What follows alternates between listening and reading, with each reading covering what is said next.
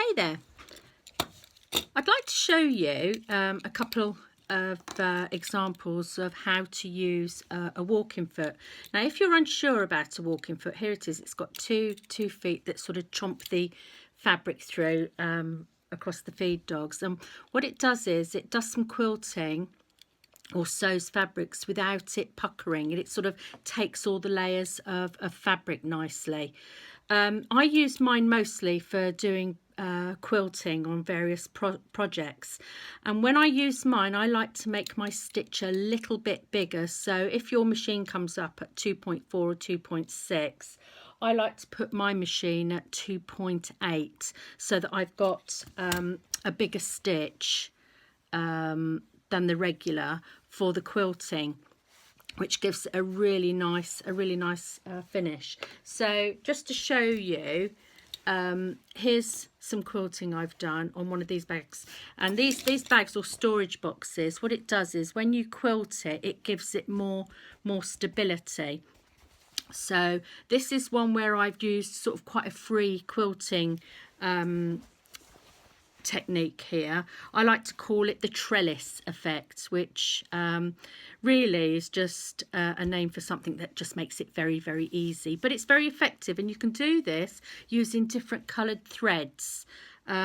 So on here I could have used a red thread, I could have used green, I could have used white, I could have used the mustard. It really depends on what sort of finish you want. So this is the trellis effect on that one. And if you want something a little bit more structured, this is one where I've actually used the bar that comes with the walking foot, the space bar, to do some nice even stitching. Okay, so I'm going to show you both those techniques, but first, just in case you're a little bit worried, if you haven't got a walking foot or you have got one and you're scared to put it on this machine here, I've already put the walking foot on. Now they're quite easy to put on. You just take the shank off of your sewing machine and it clips onto the actual bar coming down. Now what you need to remember is when you're putting on your walking foot, this arm here needs to sit on the arm that your needle goes into.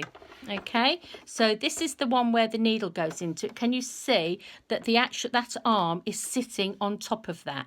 Now if you forget to do that and you start to sew and that arm is underneath that, it'll make a great big clunking sound and it will scare you. That's how I realized I put it on wrong the first time I did it. So you know, sometimes it's a good way to learn how not to. But anyway, that's on a smaller machine.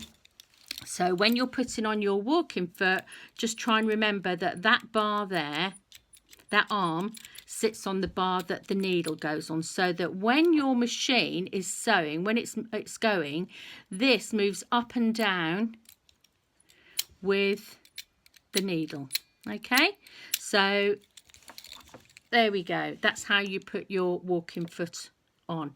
Now sometimes you might want to use the walking foot just on its own, okay, which is what I do when I'm doing this stitch here, which is the trellis, the easy peasy lemon squeezy trellis stitch. So how I've done that is, if you're going to do some quilting and you're unsure about quilting, I put my fabric on top of my wadding, and I don't use expensive wadding. This is just like a curtain interlining, but it's washable, durable. It's really good for quilting, in my opinion. Other people may disagree, but I've never ever had a problem with this. Well, anyway, I usually have my wadding bigger than the fabric that I'm sewing onto, and then when I've finished my quilting, I like to just trim the wadding off. But I always start just on the edge, on the outside of my top fabric. I always start on the edge, which it sort of gives it a much neater finish. So I'm just going to show you how I do my wavy line or trellis quilting. So I'll take my arm out of this one for the moment. So I'll lower the foot, just place it down, and I'm literally just going from side to side. Now you could have it really wavy, or you could have it like this. So you would start in the middle, because one thing I will tell you is when you're quilting anything, the fabric on top of the wadding, it likes to move. Even if you pin it all the way around, it still likes to move. So start in the middle and work your way out. Okay, now had I have done all that stitching all the way along, I would then go this way if I wanted to. You could just use it with your quilting coming down. You don't have to go crossways, but if I was going across as well, that's how I would do that. And then I start just on the outside of the fabric and I finish on the outside of the fabric. So I'll do one more line on that one just to show you. And see, that walking foot just makes it nice and flat. You don't get any puckering. As I said, I've put my stitch up to 2.8. I've given myself a bigger stitch. I don't touch anything else on my machine. All these things with doing about tension and everything, personally, I don't. The only thing I touch is my stitch length.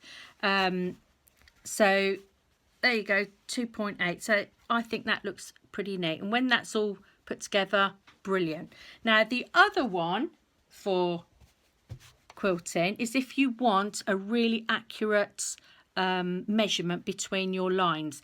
Now this one I'll do this ways and then that ways just to show you, but obviously you can be creative.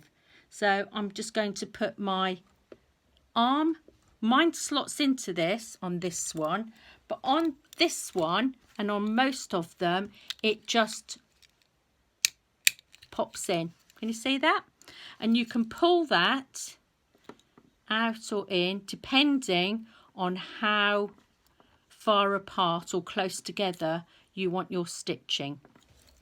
So I'm just going to move my machine a little bit more there. Okay, right. So I've stitched from corner to corner, again starting on the outside and finishing on the outside at the bottom there, and I've gone from corner to corner on this. Now you can draw a line with chalk for your first line, because you may want to also do it just this way and not this will be a triangle, but if you want squares then you just go this way and that way.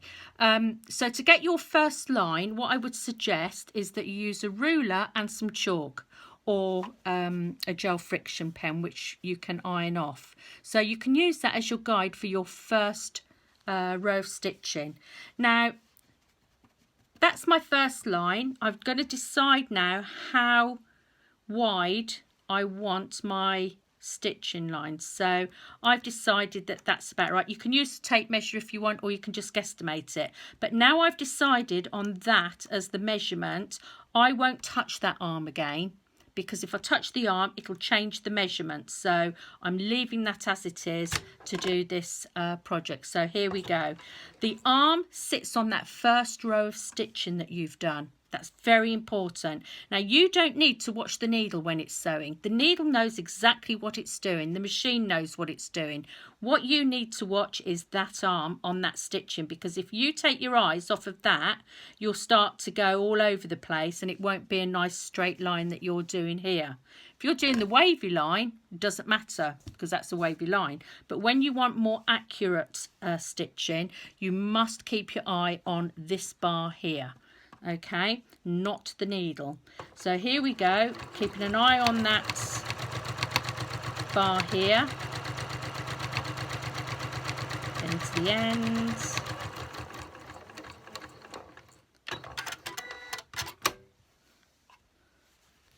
And there you have it. Love, that's the same measurement all the way along there. I'll do another line just to show you. So again, that last line I sewed, I've got the arm of the walking foot on that last line I sewed. Put the foot down, keeping an eye on this, not the needle. The needle knows what it's doing.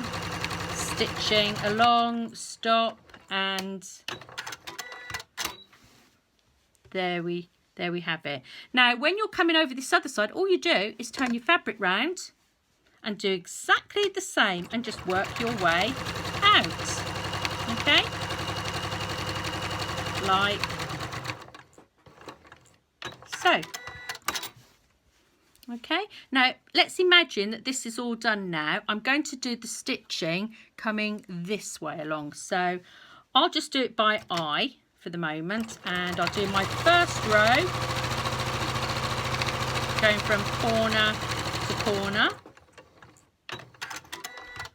Okay, so that's my first line of stitching going in the other direction, making sure that my arm is on that row that I've just stitched, that line I've just stitched, coming along.